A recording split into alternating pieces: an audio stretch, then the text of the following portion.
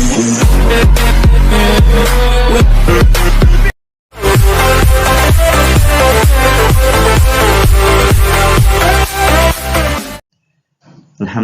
wa syukurillah wa la hawla wa la quwwata illa billah. Allahumma shalli ala sayyidina Muhammad wa ala ali sayyidina Muhammad. Alhamdulillah, pada kesempatan kali ini kita bertemu kembali dalam media pembelajaran pendidikan agama Islam bersama saya, Pak Amrun SPDI. Wahai anak-anak hebat, apa kabar kalian semuanya? Semoga tetap sehat dan selalu dalam lindungan Allah Subhanahu wa taala, serta selalu diberikan Allah Subhanahu wa taala kemudahan dalam menuntut ilmu. Amin ya rabbal alamin.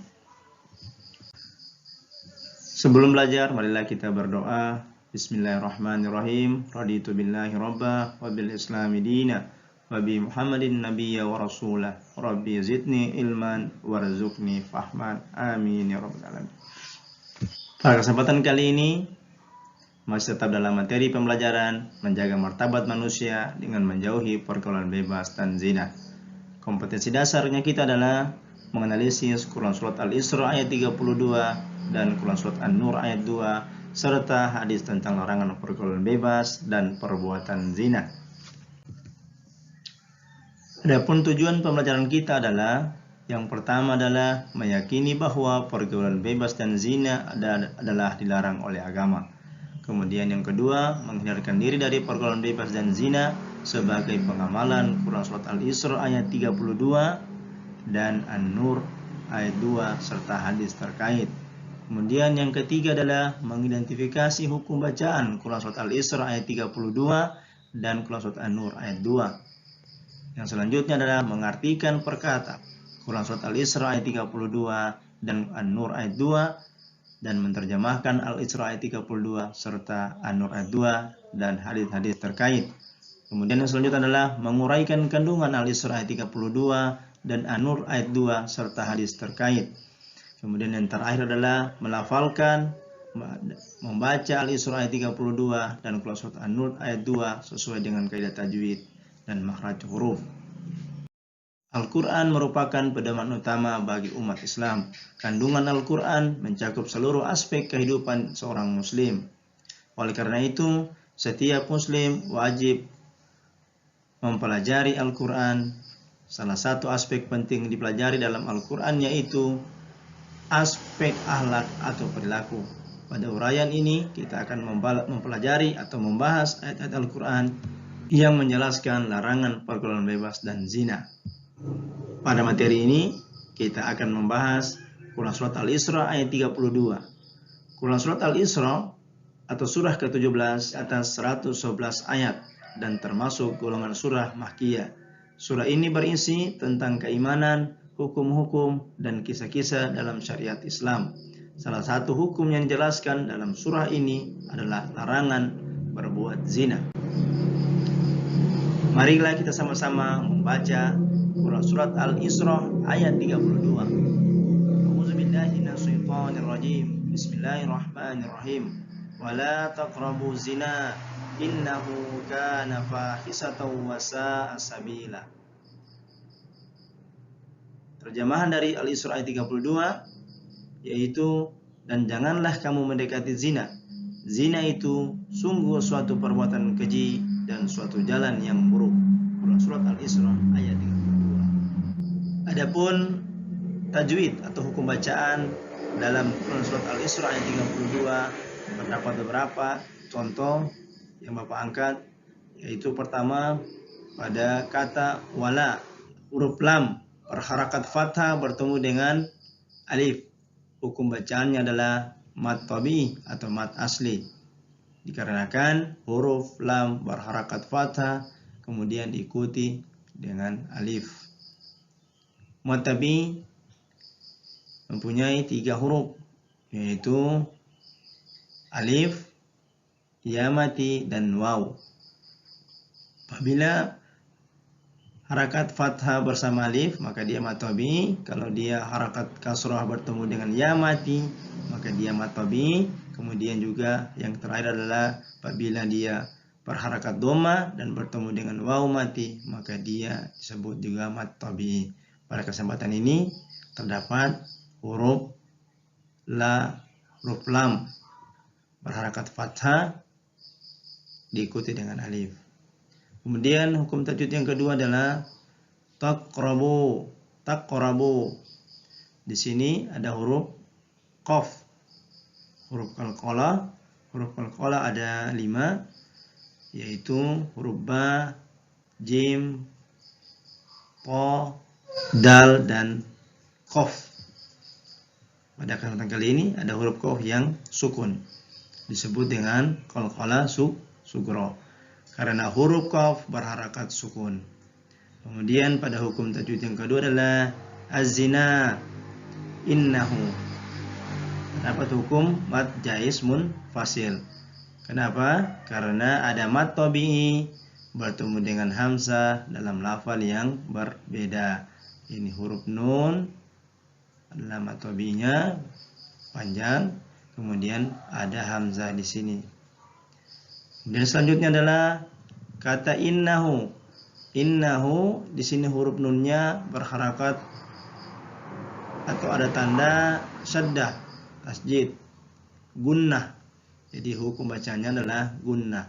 Ini tanda dari gunnah karena huruf nun bersyaddah. Kemudian pada hukum tajwid yang kelima adalah di sini juga terdapat mad tabi'i pada huruf shin, fathah dan diikuti oleh alif.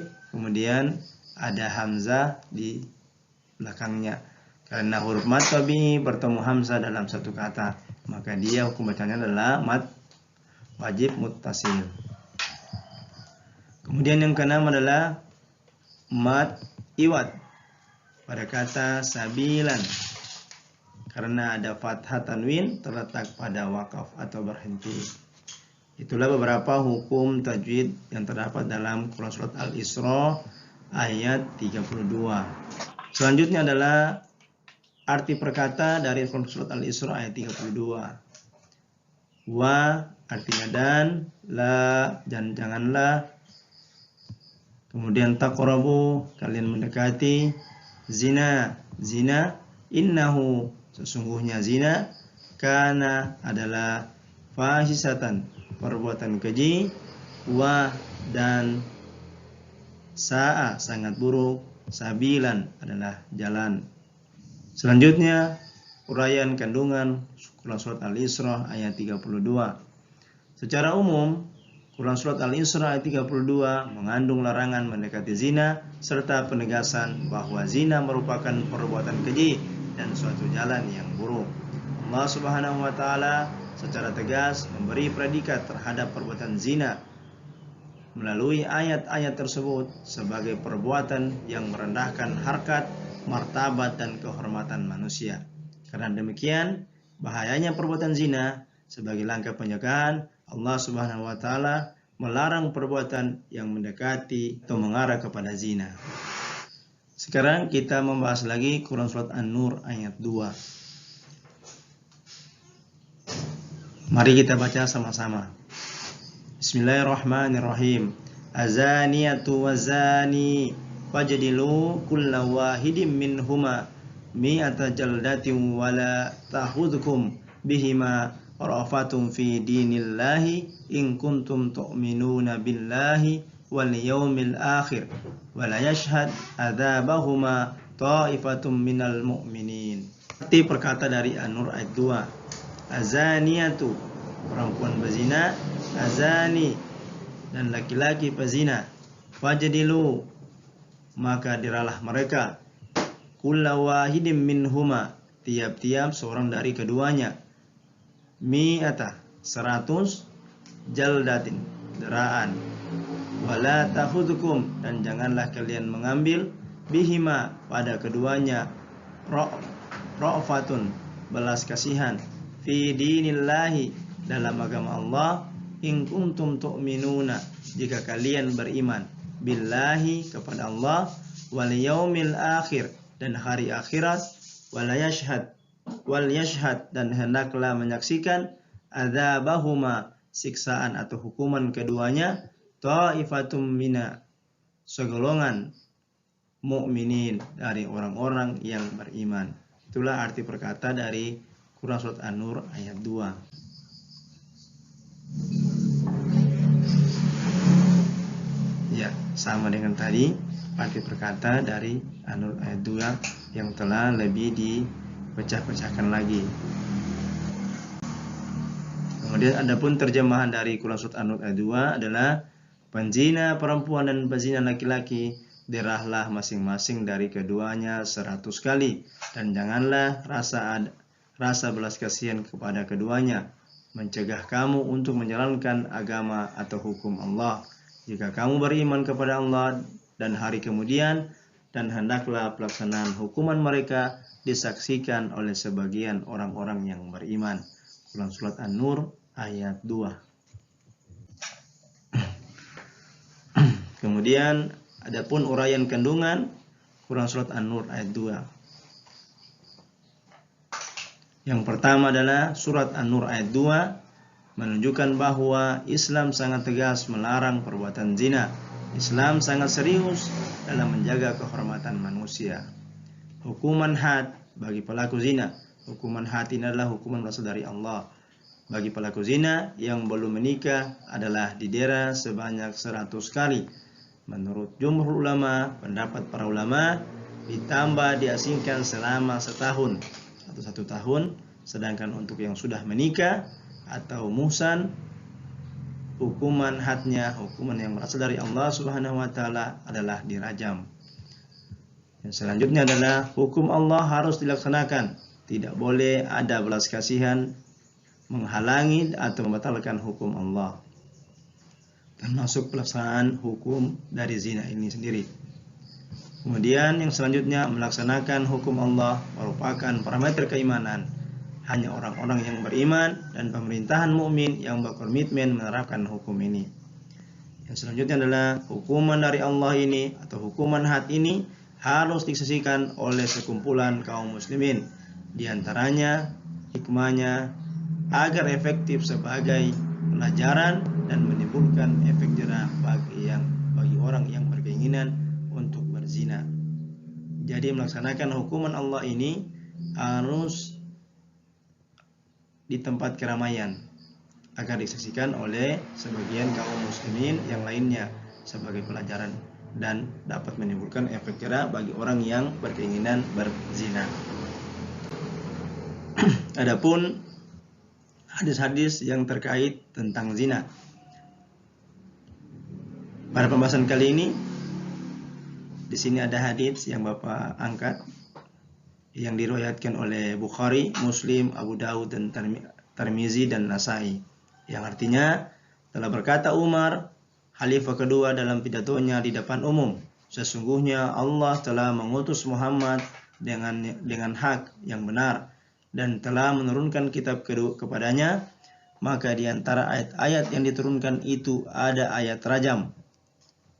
Kami telah membaca, menjaga dan menghafal ayat itu. Rasulullah SAW telah merajam orang berzina dan kami juga telah menjalankan hukum rajam. Saya sesungguhnya amat takut di kemudian hari kalau orang akan mengatakan rajam tidak ada dalam kitab Allah, maka dengan itu mereka sesat, meninggalkan kewajiban yang telah diturunkan Allah.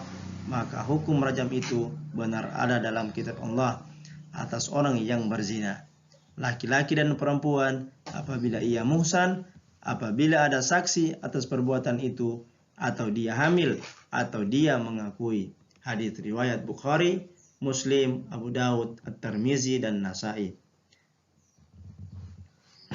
Kemudian ada juga hadis tentang larangan mendekati zina. Hadis ini diriwayatkan oleh Bukhari dan Muslim juga, yang artinya barang siapa beriman kepada Allah Subhanahu wa taala dan hari akhir, maka janganlah berdua-duaan dengan wanita yang tidak bersama mahramnya, karena yang ketiga adalah syaitan. Hadis riwayat Ahmad. Adapun uraian kandungan hadis tentang zina. Pada hadis yang pertama tadi yang kita bacakan, kandungannya yang pertama adalah hukuman bagi pelaku zina yang sudah pernah menikah adalah dirajam. Kemudian hukuman rajam akan terlaksana apabila adanya bukti-bukti yang kuat, yakni ada 4 orang saksi yang adil yang melihat perzinahan atau yang melihat kejadian tersebut. Kemudian yang kedua adalah pengakuan dari pelaku zina itu sendiri. Kemudian pada hadis yang kedua, uraian kandungannya adalah yang pertama, larangan untuk tidak mendekati zina. Kemudian yang kedua, bagi orang yang beriman kepada Allah dan pada hari akhir, maka sangat dilarang berdua-duaan dengan lawan jenis yang bukan mahramnya, dikarenakan akan memunculkan syahwat karena tergoda oleh bisikan setan sebagai kehadiran orang yang ketiga.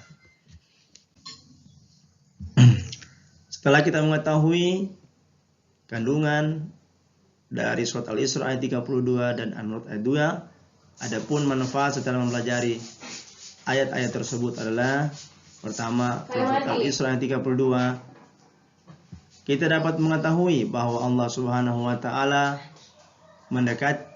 melarang kita mendekati zina.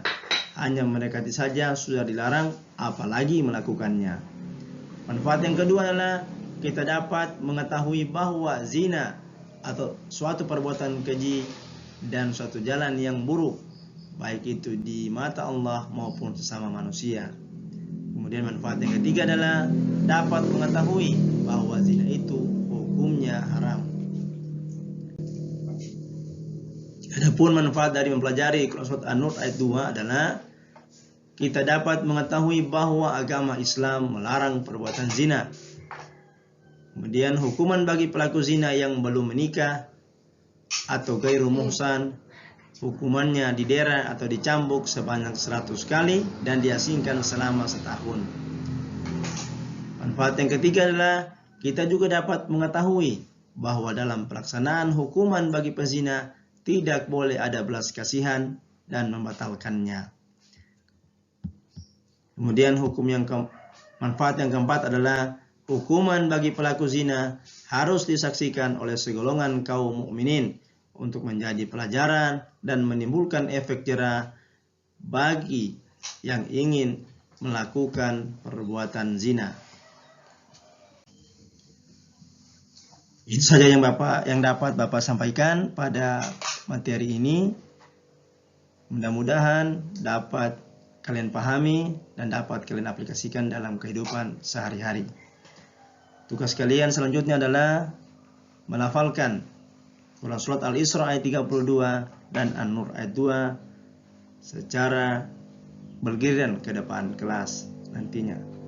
Sekian, Assalamualaikum warahmatullahi wabarakatuh.